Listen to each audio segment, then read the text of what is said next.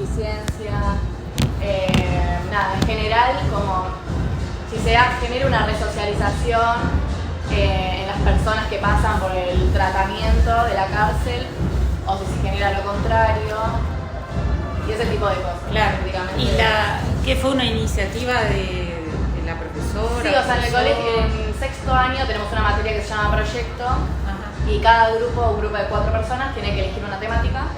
Y nosotros elegimos, claro, investigarla por todo el año. Nosotros elegimos esta. Bueno, para iniciar la... ¿Y por qué eligieron esta? Para saber. No, sinceramente como que a ellos se le ocurrió. Sí, a mí se me ocurrió. Se le ocurrió como que a todos nos pareció interesante. Es un tema que tiene que ver con la seguridad, ¿no? Que Sí, por ahí es claro. un tema... Sí. Sí, además era un tema bastante original, a diferencia de claro. los otros. ¿Y qué otros temas había? Cáncer de mama. Es como libre elección, pero se suelen elegir, claro, como que este tema era bastante original. De Y a todos- adolescencia, tipo, sí. cosas que sabés más o menos. Como Y que sí. como no sabíamos. Claro. Y como que nos pareció interesante a todas. Y no nos gustó hacerlo, la verdad. Ya estamos como llegando al final. Claro. Así que nada, la verdad. ¿Y en qué consiste? ¿En hacer reportajes, en entrevistas? No, sí, tiene distintos como puntos. Ajá. Primero se empieza como a hacer la hipótesis, plantear los problemas que vamos a plantear en la investigación, las entrevistas, el marco teórico, como van pasando por distintas cosas. Sí, también hicimos encuestas, teníamos lo de las preguntas como objetivos que después al final de la investigación tenemos que ver si los cumplimos o no. Y ahora estamos en las entrevistas y encuestas. Ah, Claro. bueno, Sí. muy bien. Bueno, para iniciar la entrevista nosotros empezamos con una pregunta bastante amplia, que es ¿qué opinas del sistema penitenciario en cuanto a su funcionalidad, su eficiencia, si las condiciones son aptas o no, más o menos? Como es que una vista general del sistema Claro. penitenciario. Bueno, yo estuve leyendo las preguntas y la verdad que cada pregunta es larga de contestar. Voy a tratar de hacer lo más concreta posible porque, por supuesto, toda institución, sobre todo la penitenciaria, tiene una larga historia. Aproximadamente hace 200 años que existe la cárcel, no más. Antes lo que existían eran penas que tenían una naturaleza consistían, bueno, en la pena de muerte o flagelaciones o mutilaciones, ¿no? Que estaban signadas por aquella famosa teoría del ojo por ojo, diente por diente, ¿no? Entonces se le devolvía de algún modo a la persona que había cometido un delito, un daño, etcétera, lo mismo, claro, mediante torturas y tal. Mediante torturas, sobre todo, lo que se conseguía era la confesión. Claro. Pero después la pena consistía en ser quemado, ¿no es cierto?, en la plaza pública, ahorcado, mutilado, flagelado con golpes o tal. Bueno, esas eran penas que se llaman aflictivas, ¿no?, de naturaleza aflictiva. Eso empezó a modificarse con el mercantilismo, o sea, cuando empezaron los grandes viajes oceánicos, ¿no?, transoceánicos, se necesitaba mucha mano de obra y era necesario no solo remeros para los barcos, sino también estibadores, y después también era necesaria gente que trabajara, ¿no?, en subir, bajar la mercadería, etcétera, y que además se apostara en determinados destinos para cubrir las necesidades a la espera de nuevos viajes. Con ese criterio nacieron un montón de países, como por ejemplo Australia, donde fue fundada por convictos, por ex convictos.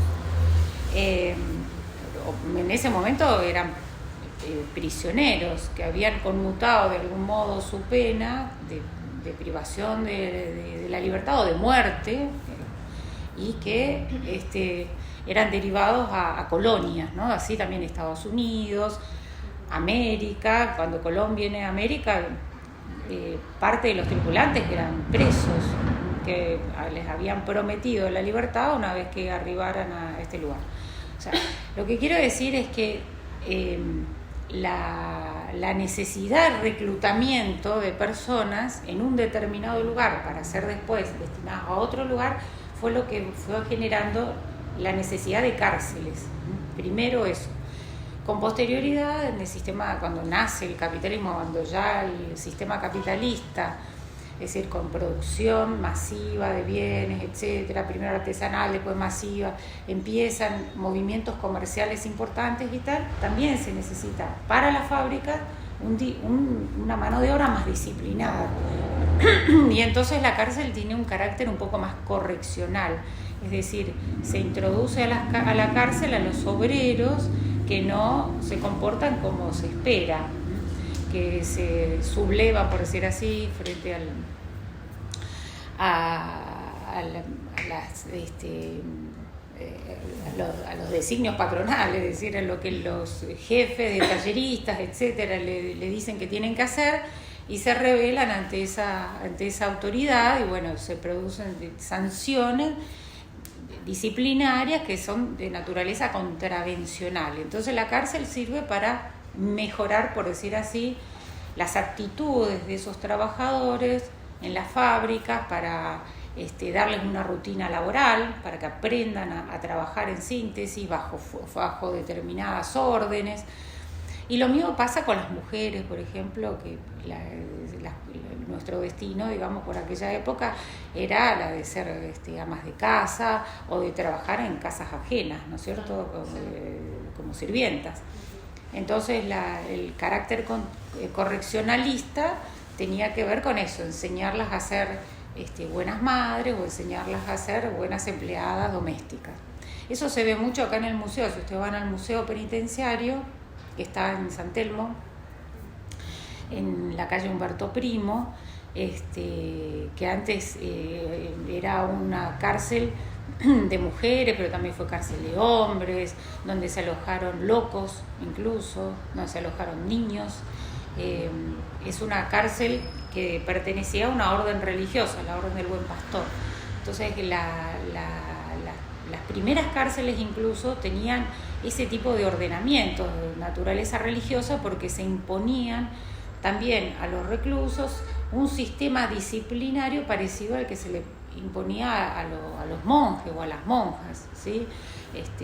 Donde tenían que estar aislados o no comunicarse, muchas horas de reflexión, de rezo, etcétera, tal, pedir perdón, de arrepentimiento. Eso, bueno, fue modificándose, por supuesto, más adaptándose a una estructura laica, pero lo cierto es que el tratamiento penitenciario como tal siempre tiende a lograr que esa persona que cometió un determinado delito, a través de su permanencia en la cárcel, a través de todo ese tiempo que tiene que transcurrir, aprenda algún oficio que sea de utilidad social. O sea, que cuando salga pueda obtener algún trabajo, etc. Es decir que, como les mostraba al principio, la cárcel tiene pocos años con relación a la historia de la humanidad, o sea, casi nada, son 2 minutos, pero aparte siempre relacionada con las relaciones del trabajo, por decirlo de algún modo, ¿no?, con las formas de trabajo. Entonces, hoy en día, por supuesto, sería inadmisible el trabajo forzoso dentro de las cárceles, ¿no? Ni siquiera las reglas mínimas de las Naciones Unidas, que hoy se llaman reglas Mandela y tal, desaconsejan la posibilidad de que haya tareas forzosas, sino que se plantean que esas tareas tienen que estar remuneradas, que esas personas que son incorporadas al trabajo, que sea un trabajo que les sirva para poder obtenerlo luego en la vía libre. Bueno, lo que se plantea es que tiene que haber dignidad en las personas que se encuentran privadas de la libertad, que los privados de la libertad, una vez incorporados al trabajo, son trabajadores en un contexto de encierro, ¿no? Y que tienen que tener una vida lo más parecida a la afuera, porque si simplemente se los destina a un trabajo forzoso, no se distingue grandemente del exterior, porque cuando salgan al exterior no es que van a estar sometidos a un régimen de esclavitud, ¿se entiende? Y aparte eso, bueno, trajo muchos problemas. El trabajo forzoso dentro de las cárceles produce una situación de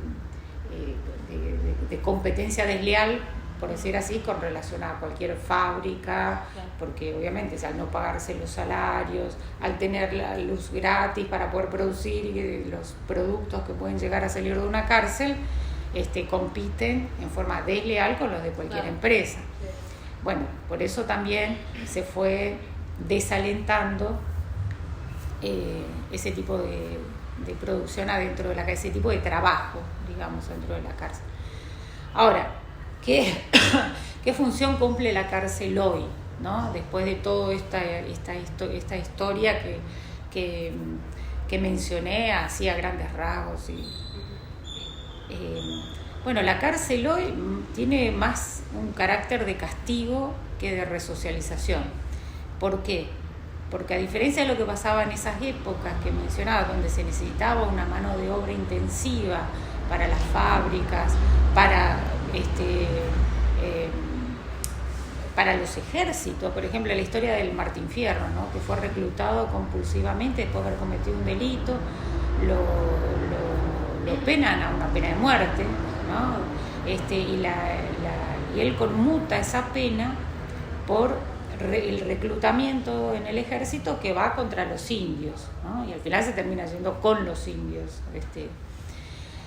Pero esa era la situación en ese momento, donde se necesitaba toda esa mano de obra para ser incorporada en forma incluso involuntaria en tareas que tenían que ver con un progreso incluso de los grandes estados, como en el caso de los ejércitos, o de un sistema capitalista en auge.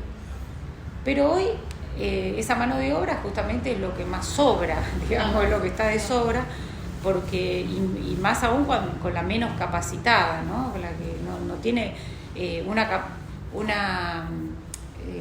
una capacitación especial, como por ejemplo hoy, porque, qué sé yo, una persona va a buscar un trabajo de repositor en un supermercado y tenés que saber manejar internet, tenés que saber manejar algunos programas de computación, saber manejar una caja, por ejemplo. Saber en la cárcel no claro, en la cárcel no se aprenden porque está prohibido el internet, está prohibido esto, está prohibido el otro, pero además no va la capacitación en ese sentido. Sí hay capacitaciones en cosas mucho más artesanales, ¿no es cierto? ¿Y consideras que debería haber capacitación en esas cosas? Y sí, porque obviamente las salidas laborales tienen que ver con eso.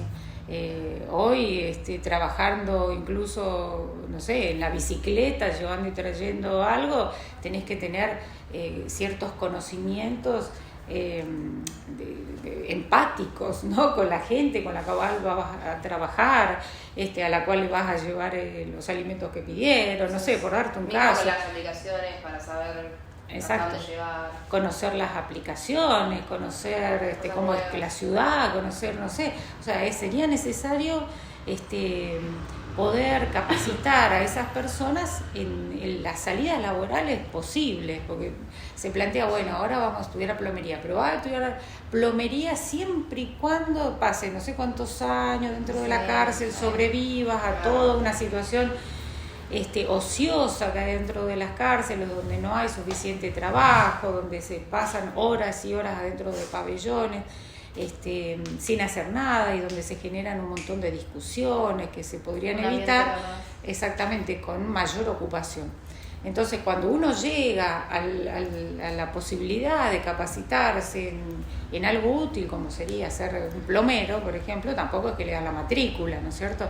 Pero son como aproximaciones al oficio. Bueno, el que tiene muchas ganas después seguirá más adelante, pero lo ideal sería que desde entrada esté capacitado, claro, que haya una mayor o sea, que empiecen a trabajar en esas cosas, armar cuadrillas. Por ejemplo, en Uruguay se hizo una experiencia muy interesante con las víctimas las víctimas de los delitos. Las víctimas allá tienen una asociación, acá también están asociadas, pero tienen una asociación que en un momento llegó a acordar con el Servicio Penitenciario Uruguayo la construcción de su sede asociativa en manos de personas privadas de la libertad. Y entonces un grupo de presos grandes salía todos los días, construía la sede y empezaron a tener otro tipo de relación con la... Bueno, y a entender... A humanizar también. Exactamente, y a entender cuál es la problemática de aquellos que caen en el delito, digamos. Es más, ¿no? nosotras que hicimos una encuesta, una de las preguntas era si vos, teniendo una empresa, un negocio, lo que sea, contratarías a alguien que estuvo preso. Y el 80% de las respuestas, claro, fueron no. Claro. Es como uno que espera, ¿no? Si alguien Exacto. está privado de su libertad, sale y que perdió su vida. Exacto. Es como medio imposible capaz esta resocialización si la sociedad misma no apoya a alguien que pasó por esto, ¿no? Sí, y es aparte, complicado para ambas partes, obvio. seguro. Pero ahí podría justamente el servicio penitenciario o algún organismo vinculado poder permitir que esas personas, antes incluso de agotar su pena, puedan empezar a trabajar en algunos lugares con determinados controles, es decir, garantizándole a aquel que contrata, ¿no?, una continuidad, o sea, claro, que no es que lo va a dejar solo y que con se una genere persona. cierta confianza. Exactamente, también. que va a haber un control, que es, bueno, y ir aceitando, por decir así, una relación compleja. Porque el privado de la libertad lo que tiene es que, por lo general, o sea, a ver, ¿cuáles son las personas que están privadas de la libertad? Si hay un organismo del Estado que se llama SNEP, que lanza, pertenece al Ministerio de Justicia de la Nación, que lanza anualmente unas estadísticas. Entonces se puede ver por qué delitos se encuentran privados de la libertad los que están ahí, ¿no? En todo el país.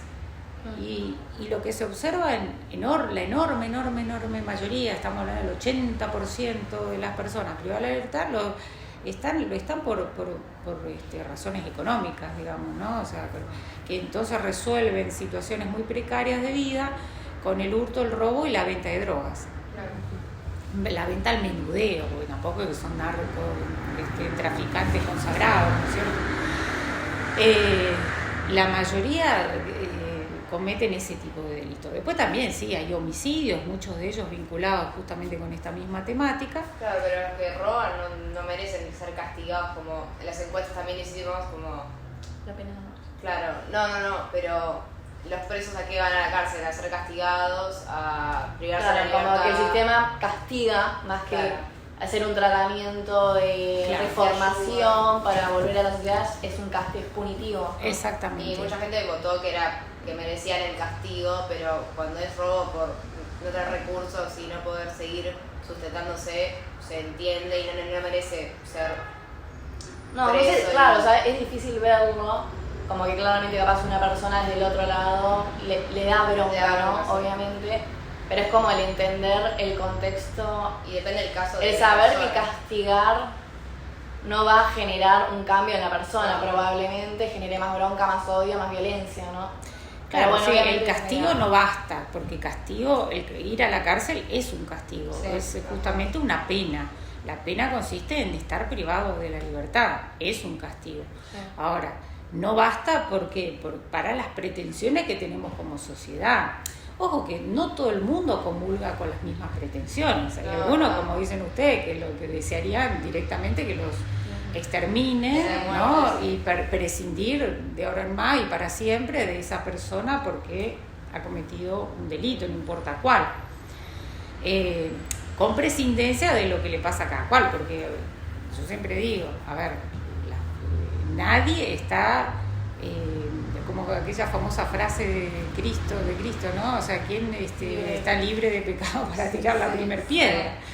Entonces, si nosotros vemos cuál es la sociedad es una sociedad transgresora, una sociedad que sube a los autos borracha, y maneja igual porque considera que no está lo suficientemente borracha para estar invalidada, digamos, en esa expertise. O que, por ejemplo, hoy no se pueden comprar dólares, no se pueden comprar dólares, y sin embargo está lleno de arbolitos vendiendo dólares, o sea que está lleno de gente que también los compra. Entonces, si la gente transgrede y está dispuesta a ese tipo de transgresión, y bueno, tiene que ver, digamos, cómo el comportamiento de los otros de un modo un poco más piadoso, si se quiere, ¿no es cierto? Porque hay que también entonces tratar de entender si nosotros hicimos esto porque tenía una gran razón o una gran, bueno, los otros también, ¿se entiende? O sea, algo tiene que haber. Sí. Y lo que uno ve cuando uno va a una cárcel, así como siempre dice, uy, la cárcel está llena de negros, ¿no? Como en Estados Unidos, bueno, acá también pasa exactamente lo mismo. ¿Te vas? Sí, ¿querés que te espere? No hace falta, gracias. Bueno, chicas, se calmó un poco, un olor a polvo acá Sí, adentro. Sí, no, pero re bien. Parece Navidad. El movimiento se demuestra andando. Sí, acá se nos cortó la luz, ¿no? Sí, eso, pues no averiguás abajo qué va a pasar, porque que no hay ascensor tampoco, nada, entonces. No hay nada. Bueno. Igual no ahora quedó abajo nadie, y te mando un mensajito. ¿no? Dale, ¿no quedó nadie? No. Bueno, dale, avísame, por favor, sí, a ver qué pasó. Gracias. Bueno, chicas, terminen el día. Gracias, igualmente. Cuando quieran. Gracias. Bueno, y no sé qué estábamos hablando bueno, no sé. De juzgar con la misma... Claro, quiero decir, cuando uno entra a una cárcel y ve las personas que se encuentran ahí, un porcentaje están por ofensa sexual, otro porcentaje sí está por homicidio, pero son porcentajes pequeños con relación al 80% que les mencioné aproximadamente, que están por robos, hurtos y tráfico al menudeo, ¿no? ¿Te quedas un ratito más? Sí, yo me quedo. Pues no tengo llave, por eso. Tranca, yo te aviso. Gracias. Dale. Entonces, No sé, lo que no ocurre por la falta de educación, muchos robos. bueno, no solo la educación, la exclusión total, Sí, o sea, sí. son Tampoco pibes contención que hay, claro, capaz, que está. con familias Sí, que muy bueno, chicos. no han tenido una organización familiar, si se quiere, entonces nacen y los crían y los cría el hermano, hay situaciones así de muy precocidad sería con pibes que a los 7 años ya están en la calle, viviendo en la calle porque dentro de la familia no se pueden quedar, hay situaciones de mucha violencia, etcétera. Entonces, obviamente si empezaron a hacer la primaria no la pudieron terminar, la droga llega rápido, el consumo, y eso hay algunos que tienen la cabeza completamente limada, ya, porque es el deterioro del paco, etcétera, tal, es una cosa espantosa, con deformaciones incluso fisonómicas, ¿no? De la cara, donde se les quema otros que, bueno, han sufrido, digamos, y siguen sufriendo el problema del consumo.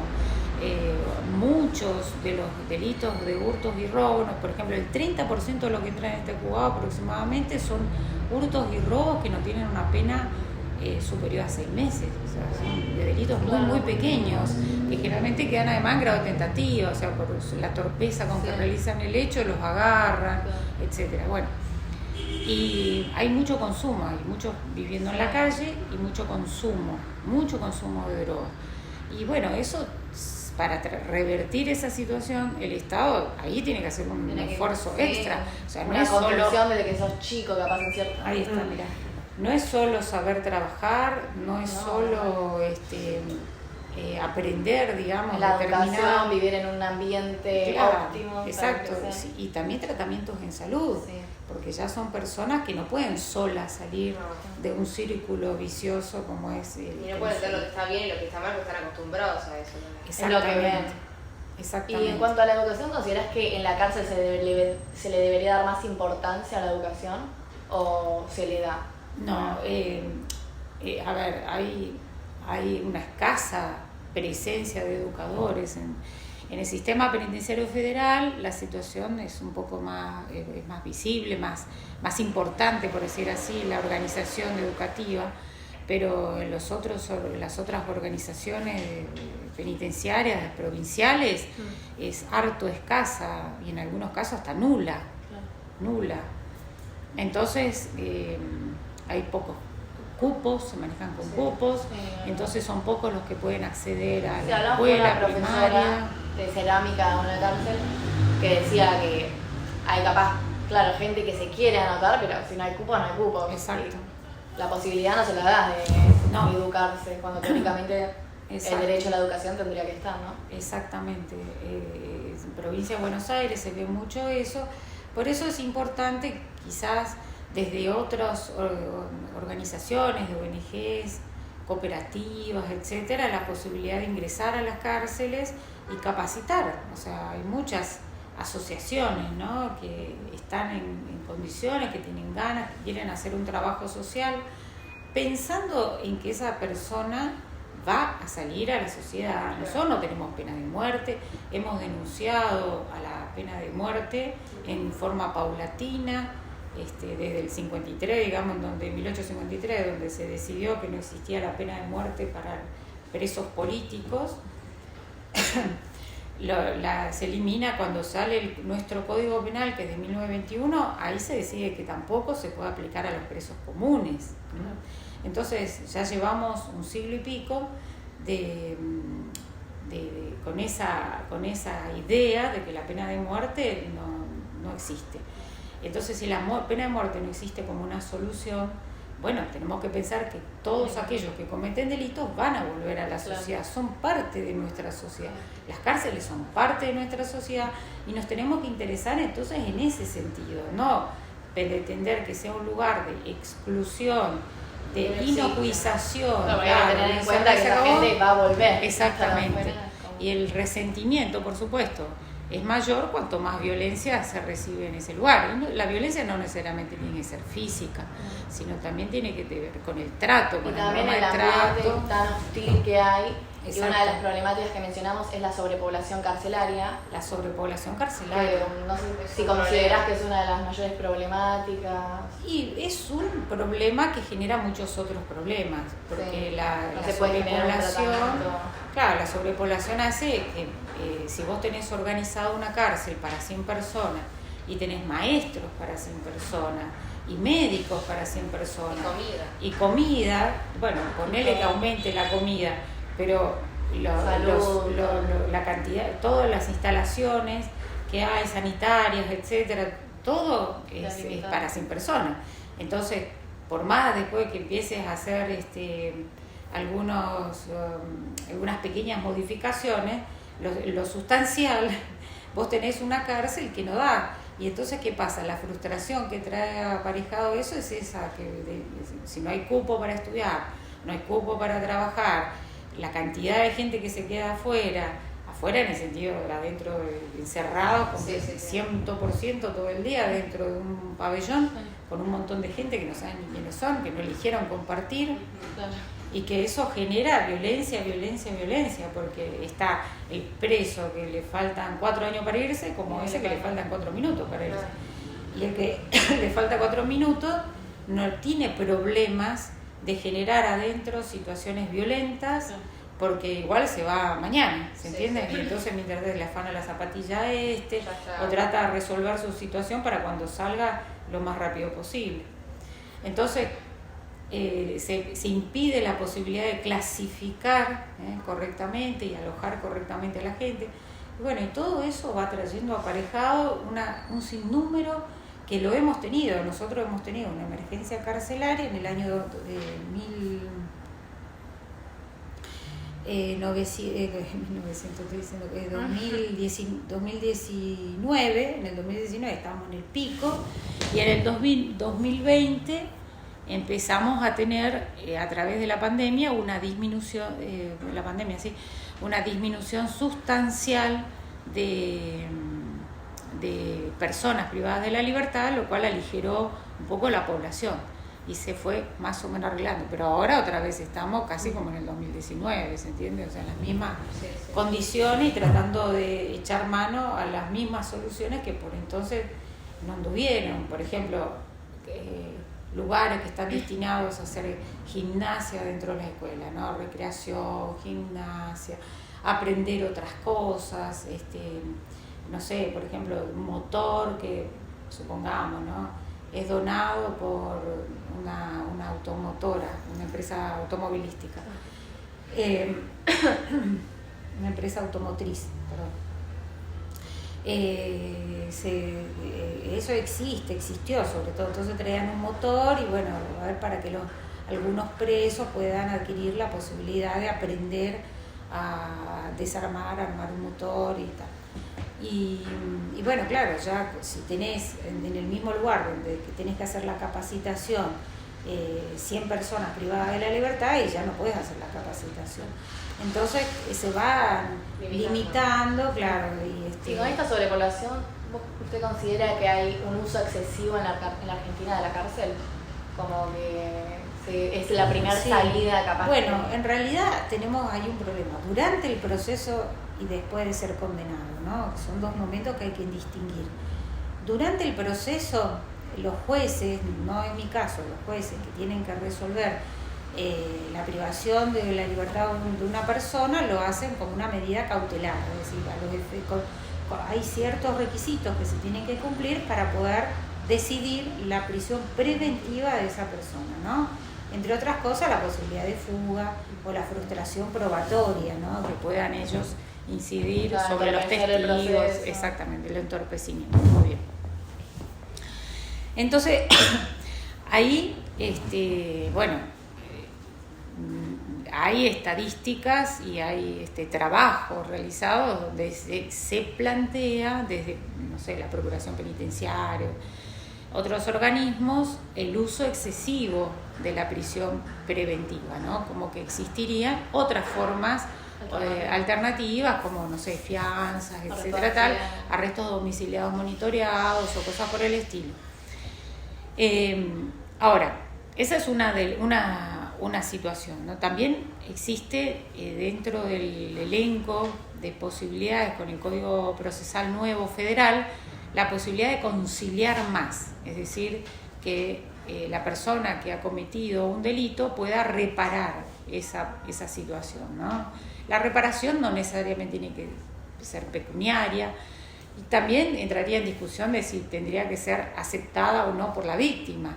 Por ahí la víctima no lo puede aceptar, pero esa persona quiere igualmente reparar, reconoce que se mandó una macana, como dicen en la jerga, y, por ejemplo, no sé, pintar una escuela, supongamos, ¿no? Entonces existiría lo que se llama la víctima sustituta, es decir, la escuela, la comunidad recibe esa tarea que voluntariamente esta persona quiere hacer para reparar, y en vez de que vaya a la cárcel, bueno, lleva adelante ese tipo. O sea, existen otras posibilidades, siempre existió y siempre se puede explorar.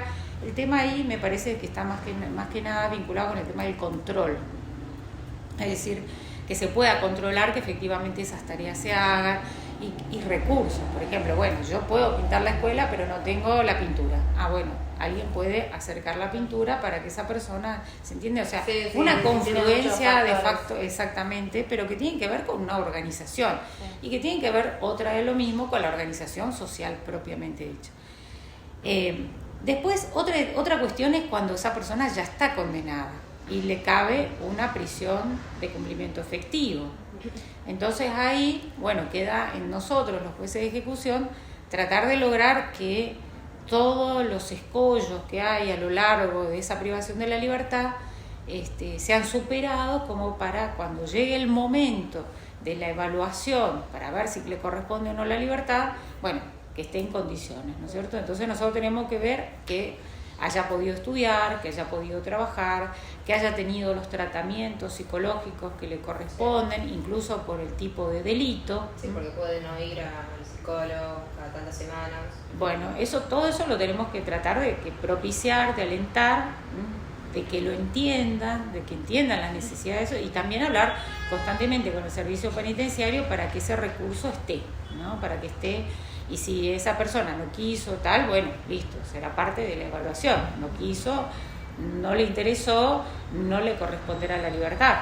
Pero si llevó adelante y cumplió con todos los requisitos, bueno, la historia ahí consiste en otro tema. Bueno, ver eventualmente qué medidas protectorias tiene que haber para la víctima, si es una víctima conocida, porque no es lo mismo intentar robar el celular a una persona que pasa por la calle que robar el celular de la tía o de una persona conocida, ¿no? Para venderla y comprar droga, supongamos, ¿no es cierto? Bueno, y la tía dice, no, pará, o sea, yo ya no quiero saber más con esta situación, quiero una medida que impida el acercamiento, que me garantice a mí que si pasa algo yo puedo llamar a la policía y que me lo van a sacar de dentro de mi casa, no sé, por dar un ejemplo, ¿no? Entonces, bueno, tenemos que verificar eso, hablar con las víctimas. Nosotros avisamos a la víctima que se va a resolver una situación para que puedan manifestarse al respecto.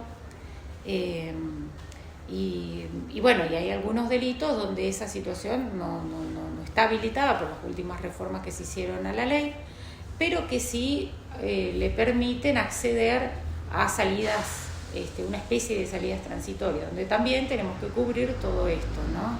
Recurrir a monitoreos electrónicos, por ejemplo. Hoy los monitoreos electrónicos son súper efectivos. Esa persona sale y tiene que volver a tal hora.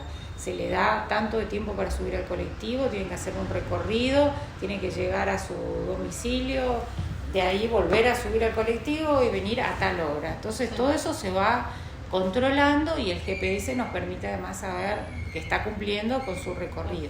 O sea, hay un montón de herramientas hoy en día de control de las que se puede echar mano para facilitar, digamos, estas otras formas alternativas a una prisión, claro, 100% de ¿Y considera que estas alternativas de prisión son eficientes? Bueno, ¿O debería haber más?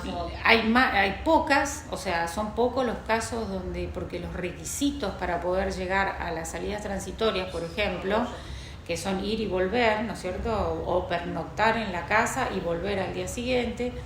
Bueno, esos son pocos aquellos que logran cumplir con todos los requisitos a los cuales acceden a esas salidas transitorias. Pero las salidas transitorias son 100% efectivas. De hecho, creo que el 1% se frustra por la fuga de una persona o por comete un delito. Claro, hay un control bien. Claro. Según las estadísticas que yo les mencioné del SNEP, el 1%. Claro, después el resto, nosotros los que tenemos en salidas transitorias cumplen todo. Y lo que quieren es cumplir recontra bien porque quieren llegar a su libertad condicional, porque esto sucede antes de la libertad condicional. Entonces, cuando llega el momento de la libertad condicional, hay una evaluación sobre justamente el cumplimiento de las salidas transitorias, y si eso es positivo, bueno, indudablemente será positiva su libertad, ¿no? Además faltan otros requisitos, pero bueno, en principio se da. Claro. Así que ahí hay un mejoramiento, porque además las personas que tienen salidas transitorias pasan a otro sector de la cárcel en donde hay más autocontrol, y al haber más autocontrol, porque tienen muy buenas calificaciones, ya estudian, trabajan, se esfuerzan, digamos, porque las cosas salgan bien, no hay prácticamente violencia, no hay situaciones de violencia, todos cuidan no tener sanciones justamente, así que por eso es que la privación de la libertad, cuando es escalonada, por decir así, el rumbo a la libertad, y se va alentando esa modificación de la conducta, que es lo que todos esperamos, ¿no es cierto?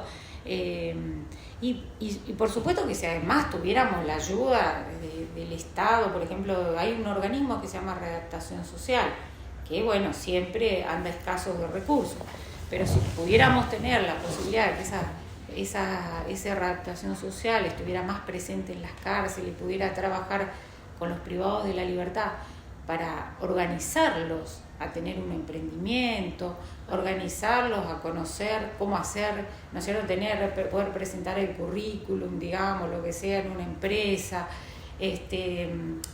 ayudar a tener contactos, Claro, todo eso sería... Para usted el Estado debería como intrometerse más en la mejora del sistema penitenciario en vez de abstenerse. Claro, totalmente. O sea, todas las organizaciones, el Ministerio de Trabajo, por ejemplo, podría tener una bolsa de trabajo para empresas. De hecho, está lo que se llama la responsabilidad social de las empresas, que está obligada la empresa a incluir cupos de personas con discapacidad, de personas, por ejemplo, de la comunidad trans, personas, bueno, y privados de la libertad. Entonces, todo eso va colaborando y eso le cambia la vida a la gente, porque tener un trabajo, saber que a fin de mes va a poder cobrar unos mangos, tener una rutina, y todo eso organiza las relaciones interpersonales.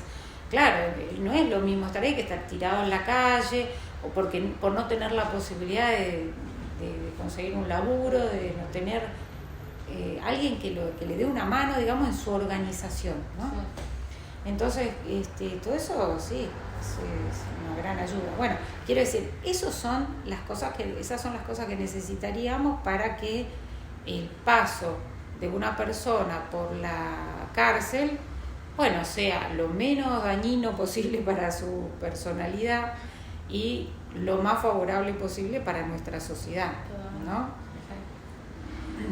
Nosotros también vemos mucho lo que es la diversificación del régimen, que es esta aplicación, implementar programas y modalidades dentro de las cárceles para generar una mejor rehabilitación, resocialización y el paso por la cárcel, ¿no?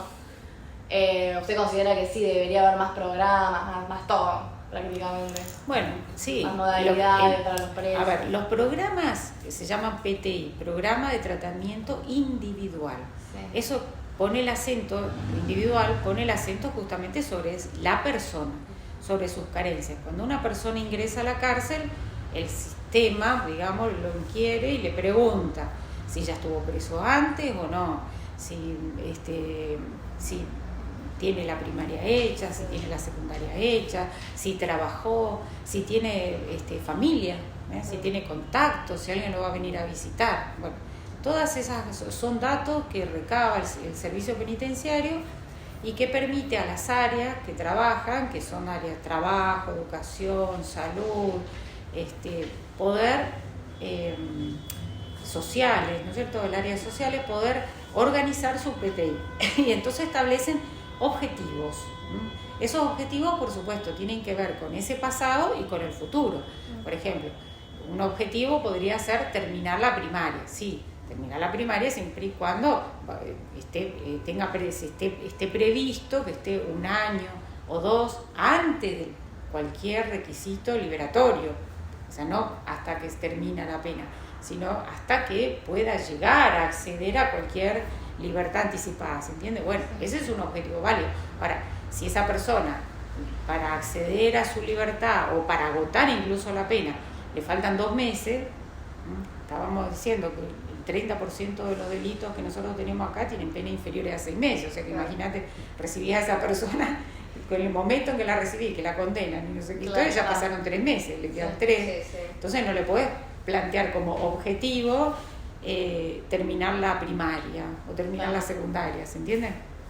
Entonces hay que adecuarlo a cada cual, y ahí viene la parte esa que yo le decía, donde la sociedad tiene que ver la vulnerabilidad de esa persona, por qué cometió ese delito, qué es lo que lo está motivando. Bueno, trabajar mucho el área de psicología, por supuesto, y acercarle eventualmente otro tipo de ofertas educativas, algo que tenga que ver, por ejemplo, no sé, con capacitaciones rápidas para esto que decíamos, bueno, tener una bicicleta y poder salir, cómo se maneja el programa, qué esperan de vos los clientes, qué esperan de vos las personas que están en un negocio, porque no lo saben. Hay gente que no está acostumbrada a trabajar y por lo tanto no tiene conocimiento de cuáles son las expectativas de los unos, de los otros sobre el trabajo que hay que realizar.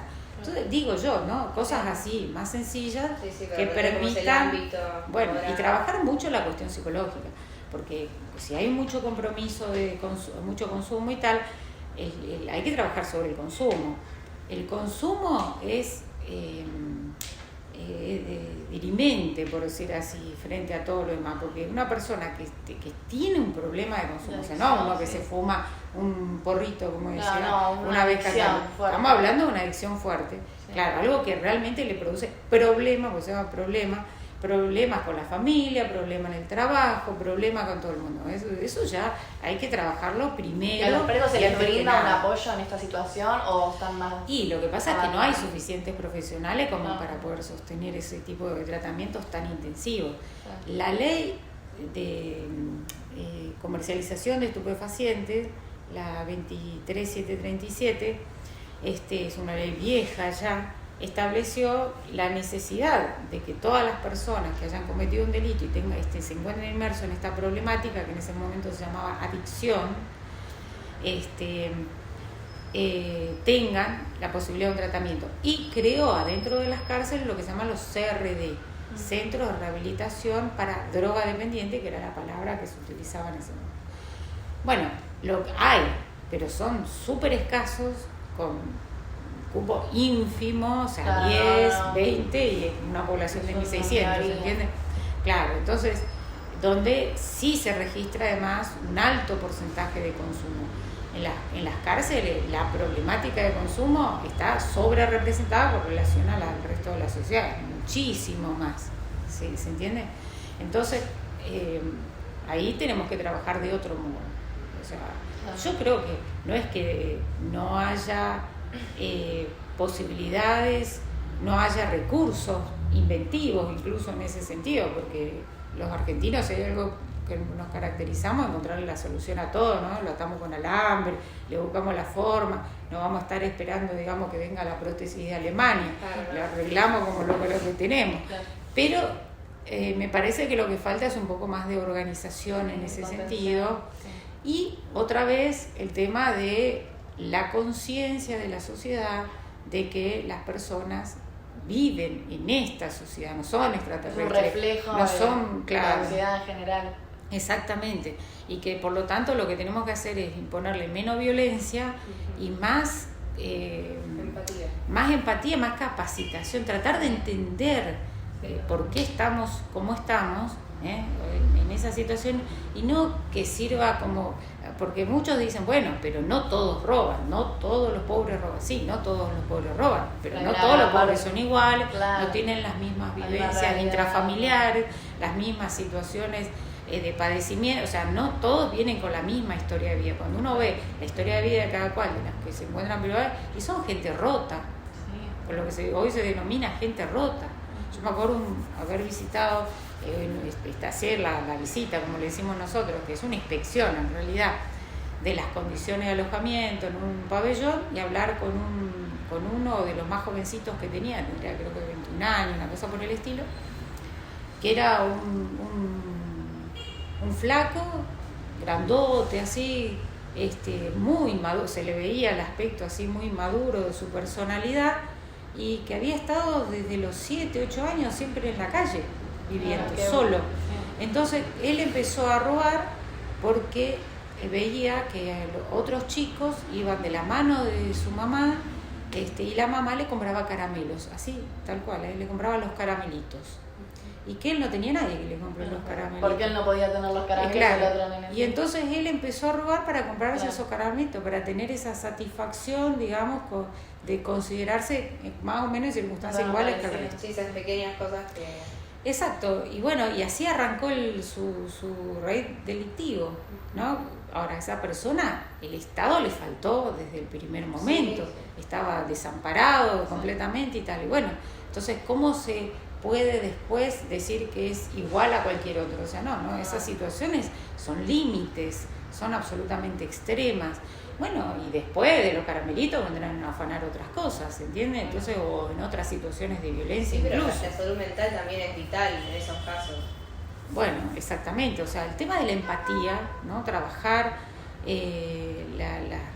considerar que esa otra persona es una persona y que tiene una cantidad de problemas enormes, y ver qué podemos hacer, ¿no? ¿Qué podemos resolver? No todo lo vamos a poder resolver, pero una gran parte de eso sí lo vamos a poder resolver. sí se puede achicar el delito. Se puede achicar el delito resolviendo algunas cuestiones que tienen que ver con las condiciones de vida de esas personas. Es algo que tiene que ver más con la prevención de esto. Es algo Exactamente. que no se va a generar tanto una vez que ya hace el delito. Capaz hay gente que ya está muy mal. Si no, yo considero que tiene que haber una prevención por parte del Estado desde que esta gente, estos niños son niños justamente. Exactamente. Para prevenir Exactamente. todo esto. Después, por supuesto, viene la cárcel. No es que neguemos la existencia de ese castigo, no es que neguemos la existencia del proceso, ¿no?, que lo vincula con la responsabilidad por el delito. Eso, por supuesto. Ahora, tratemos de evitarlo. O sea, la idea es tratar de evitar ese momento y poner más, por decirlo de algún modo, apostar más a la prevención del delito, que viene de la mano con políticas públicas que tienen que ver con educación, trabajo, asistencia, etcétera, seguimiento, salud mental, mucho salud mental, tema consumo, tema muy complejo, muy Sí, lo de complejo, consumo, sí. muy complejo. Una de las mayores problemáticas probablemente. Sí. Yo sí puedo eso decir y dar testimonio, dar fe de el enorme problema que significa el consumo para los pibes y para las familias que terminan destruidas. El consumo es algo que debería, pues, no sé, en los colegios, por ejemplo, trabajarse, advertir, buscarle la vuelta, porque La verdad que nunca se habla de eso. No se habla de eso en los colegios. bueno, no sé, yo en mi Sí, opinión, pero ¿no es cierto? debería. Porque es un tema, Y desde chicos, porque es un tema. muchos piensan que los empiezan a tomar a partir del cuarto, pero en realidad ya los de segundo se juntan con los amigos. No, y- mismo también. Capaz en barrios más humildes. También. Mi mamá, que Desde trabaja chicos. en el Poder Judicial, me decía que la otra vez estuvo con un chico que, claro, el padre empezó a tomar cocaína con el padre a los 12 años, que el padre se la dio. Son chicos que viven en una realidad que si mismo tu padre te está ofreciendo droga, Sí. por obvio que supuesto. vos vas a caer en ese mundo, ¿no? Y alcohol. Sí, absolutamente. Y el alcohol. Sí, por eso, es una problemática que hay que abordar también desde la educación. Hay estadísticas, es terrible, o sea, Sí, pues se sabe que te deteriora. exacto, mayormente. pero aparte el nivel de conflictividad, nosotros Sí, acá sí. vemos esos papás, esas mamás que vienen, que están ya destruidas, que ya no ven la forma Claro. de poder No hay contener, esperanzas. claro, exacto, y es a veces hasta te piden que lo metas preso porque con tal de que viva, Claro. porque se meten tantos problemas que van a terminar, te lo dicen, va a terminar con un tiro en la cabeza, va a terminar mal. Entonces es un temón, el tema del consumo es un temón y hay que trabajar más en todos lados, sí. Eso es prevención, exactamente. Y en cuanto a la frase popularmente dicha que se suele decir que los presos salen peor de la cárcel, ¿usted cree que el tiempo en la cárcel es un tiempo perdido para el preso si no logra rehabilitarse en la sociedad? Como que se Y pierde. sí, el artículo 4, porque la regla 4 de las reglas Mandela dice justamente eso, que la única forma de que estas personas privadas de la libertad puedan resocializarse, puedan reinsertarse nuevamente en la sociedad, es si durante ese tiempo, si ese tiempo es ganado con educación, con trabajo, con formación. Y eso lo dice Naciones Unidas, o sea, no es que lo digo yo, es así. Es decir, y eso lo podemos palpar, por supuesto. Y aparte, mira, hoy estuve acá en videoconferencias con presos que están en la unidad 4. Y ellos mismos te dicen, yo necesito salir a trabajar, Claro. necesito hacer algo, no puedo estar todo el día tirado en el pabellón. Es como... Porque eso genera discusiones tontas, si va acá o va para el otro lado, o sea, con un montón de gente que está ahí que uno no sabe ni quién es, donde hay que dormir con un ojo abierto, ¿no es cierto? Porque no sabe qué va a pasar, quién le va a hacer daño. No hay un conocimiento con gente que Y mismo además... esto te genera una falta de organización en la vida que más te aleja a rehabilitarte en la sociedad que cualquier otra cosa. Y sí, porque además Porque te hace... no estar haciendo nada y estar Sí. en un ambiente tan violento. Exacto. Y después reinsertarse es mucho peor. y te retrotrae en tu tiempo vital, porque te convertís nuevamente en un niño que espera que le traigan la comida, que le traigan no sé qué cosa, ¿se entiende? No se lo procura, no hay una responsabilidad que se va fomentando, todo lo contrario. Y encima estar siempre alerta, digamos, frente a situaciones de violencia, con lo cual es terrible.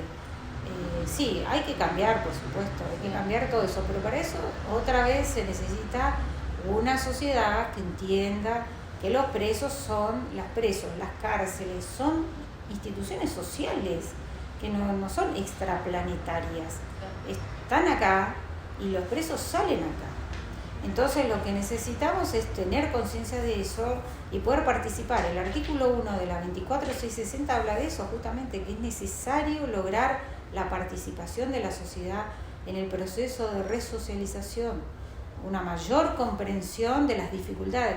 No son cosas porque todo el mundo quiere traer una solución sencilla, rápida, fácil, como ahora tenemos, ¿no? Las aplicaciones, ponemos un dedo, pin, no sé qué, y se solucionó. No, o sea, estos son problemas sociales complejos, donde convergen un montón de dificultades, situaciones enormes, problemáticas de todo tipo, y se solucionan también en forma compleja, no se solucionan apretando un botón, ¿se entiende? O apretando el gatillo, porque tampoco. O sea, instar a la sociedad a resolver los problemas, lo que se llama la justicia por mano propia, que de justicia no tiene nada. Sí, mismo parece que hubo un retroceso en eso, porque parece como que estaba habiendo un avance por parte de la sociedad en estas creencias, pero como que ahora, yo por lo que veo capaz en la juventud, hay como mucho odio por parte de la sociedad que genera esto de querer pena de muerte, como el gatillo y todas esas cosas. Bueno, sí, obviamente, la sociedad está dolida, también está, a ver, ¿a quién le gusta? Obviamente no es culpa de la sociedad, sino es un factor que no, por supuesto. Cómo estamos. Lo que pasa es que ya, digamos, sube el nivel de delito, entonces a mí me pasa, a todos nos pasa. No vas con el celular hablando por la calle, te limitas en cosas, tenés que tener, no sé, en vez de una cerradura en la puerta, 3 cerraduras, el sistema de alarma, el no sé cuánto, bueno, nadie quiere vivir así, por supuesto, y entonces eso produce también un resentimiento, un resquemor, o sea, todo se va realimentando, ¿se entiende? Y obviamente se verifica que una persona comete un delito, inmediatamente la sociedad reacciona violentamente sobre esa persona. Pero a veces sin saber si esa persona es esa persona, porque a veces agarran otro pensando que es ese, ¿no? Porque eso también sucede, ante la mera acusación, sin un proceso. O sea, nosotros tenemos que garantizarle el debido proceso a quienes han cometido un delito. Y en cuanto a eso, ¿considerás que hay una buena investigación por parte del Poder Judicial en cuanto a la investigación de delitos y aplicar condenas? Bueno, investigaciones hay. No puedo decir si son buenas o malas, pero las investigaciones, eso lo dirá cada abogado en cada expediente, pero investigaciones hay. Lo que flaquea un poco muchas veces es sí el proceso, porque ahora existe lo que se llama el juicio abreviado, donde la persona acepta su responsabilidad y negocia la cantidad de pena. Entonces eso, ¿qué produce? Bueno, 2 cosas. Primero, no vamos a saber si efectivamente es el culpable o no, porque no lo vamos a investigar, lo damos por hecho. Y por el otro lado, o sea, la víctima, si está realmente interesada por ahí, ese no es su victimario, pero acepta porque le conviene, porque tiene ya muchos otros delitos, porque si lo juzgan lo van a condenar por el doble, qué sé yo, no sé, especulaciones procesales, ¿no? Pero el abreviado lo que hace es evitar ese conocimiento, no lo vamos a saber si fue ¿cómo realmente... hacerlo de una manera, un corto plazo, como para que no sea una condena tan larga, ¿no? Va un proceso. Bueno, también eso, los procesos se alargan mucho, las condenas a veces de 13, 14 años para saber si una persona es culpable o inocente, definitivamente. Procesos abreviados generan capaz Y sí, generan certezas. Claro. O sea, la Sí, certeza sí. de que esa persona asumió su responsabilidad Claro, y que claro. va a cumplir la pena. No la certeza de que efectivamente el autor o de que tiene capacidad, porque muchas veces sucede que después de una condena y tal se verifica que esa persona no tiene una verdadera capacidad como para poder admitir todo lo que admitió. Por ahí tiene problemas de madurez en la personalidad que realmente hacen jaque sobre su capacidad de imputabilidad, digamos, ¿no? O sea, de poder realmente asumir esa responsabilidad. Pero bueno, hay muchos temas, Sí. hay muchos temas. ¿Y en base a esto consideras que los procesos judiciales son eficientes en base a tiempos y aplicación de condenas? No sé, es muy diverso eso, depende de cada Muy provincia, general. de cada lugar. Hay Sí, lugares más de tu donde se experiencia. ralentiza, claro. Digamos, la gente, lo que uno escucha, digamos, es una disconformidad total, ¿no es cierto? La justicia no está llegando a dar esa solución que se espera. En el caso de violencia de género se ve muchísimo. Así que yo no puedo hacer una defensa ahí corporativa, Claro, si se quiere, claro. ¿no? Pero creo que hay, como en todas partes, hay jueces buenos y malos, hay procesos buenos y malos, depende de cuál haya sido elegido por las provincias, por el sistema federal. Nosotros siempre estamos acá enancados entre dos procesos, estamos llegando a un proceso oral, sin embargo seguimos todavía sobre el escrito. Tenemos dos códigos, ¿no? Uno que funciona viejo y otro que todavía no llega a funcionar a pleno y que nos invita, por decir así, a pasarnos a la oralidad. Y la oralidad además implica también la inmediación, que es muy interesante, donde las partes, el damnificado, o sea, la persona víctima y el victimario están luego presentes. Y eso es fuerte, digamos, depende de cada delito. No digo que sea lo mismo que te roben el celular, que te roben la cartera o que te roben, no sé, con violencia o que haya, no sé, o sea, los delitos, bueno, vienen escalonados las penas, ¿no es cierto? Justamente por la gravedad de los delitos, de los bienes jurídicos que están en juego. Pero es fuerte la presencia en tribunales de víctima y victimario, para los dos. Para los dos, pero la posibilidad de la víctima de ver que esa persona está siendo juzgada, de que la cosa no quede impune, porque muchos cuando hay un abreviado ni se enteran ni saben que hubo una condena. En cambio, poder saber, en eso se dio un paso importante en la ley de protección a las víctimas. Así que ahí obliga a los jueces incluso que condenan a hacerle saber a la víctima. Pasa que muchas veces la víctima ya no está donde está, es difícil encontrarla, pero se dio un paso importante en ese sentido.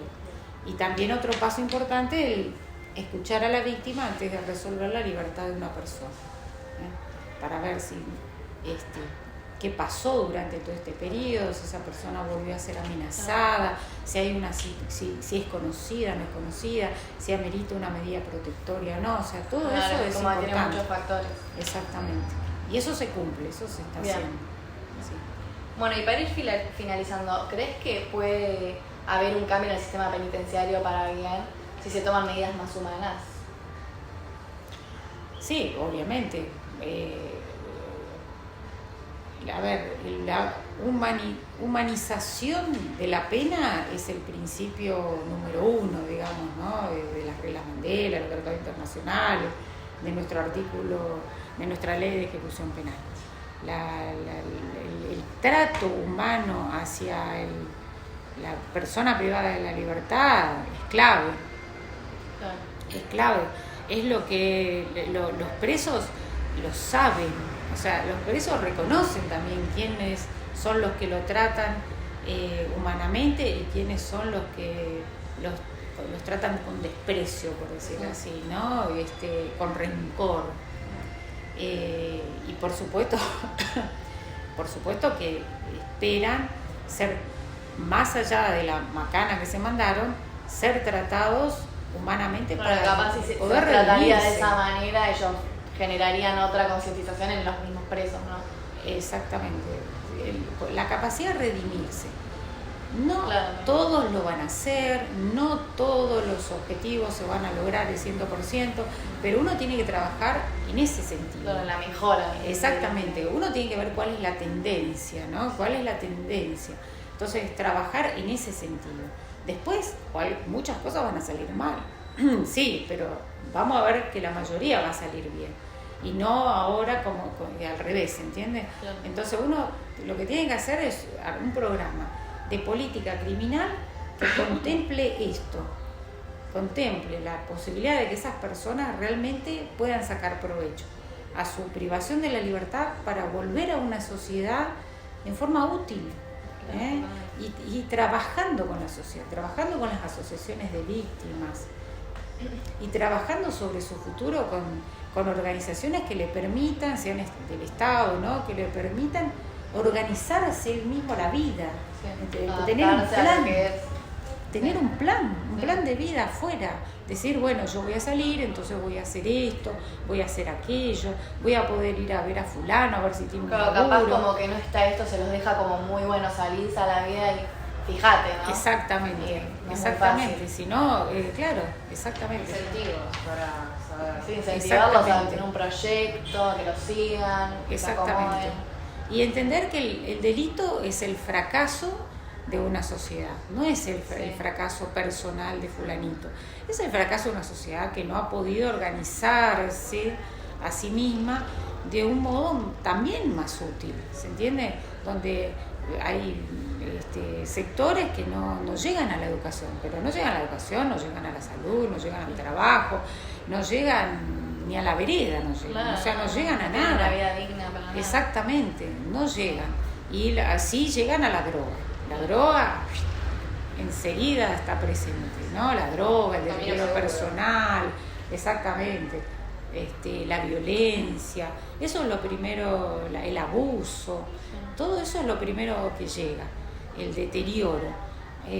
Ahora, las oportunidades, y cuando uno nace en condiciones muy adversas y no están presentes, es muy difícil que un pibito que pueda por sí mismo forjarse un futuro. Muy difícil. Casi muy imposible. difícil. Por eso, lo más probable es que fracase 1, 2, 3. Después por ahí, más adelante, logra, ¿no? La idea es prevenir justamente. Exactamente. Estar atentos. Para eso necesitamos un Estado más presente, efectivamente, ¿no? Lo que se llama un Estado social de derecho, que es lo que está consagrado en nuestra Constitución Nacional, sobre todo en el artículo, en el 14 bis, cuando habla de todos los derechos en una relación dentro de un mercado laboral, ¿no? O sea, cómo tiene que ser, pero una con dignidad, ¿no? Con derechos y con dignidad. Bien. Así que bueno. Bueno, genial, ya terminamos. Muy bien. Eran un montón. Sí, bastante. sí. Bueno, espero que haya sido. Bueno, sí,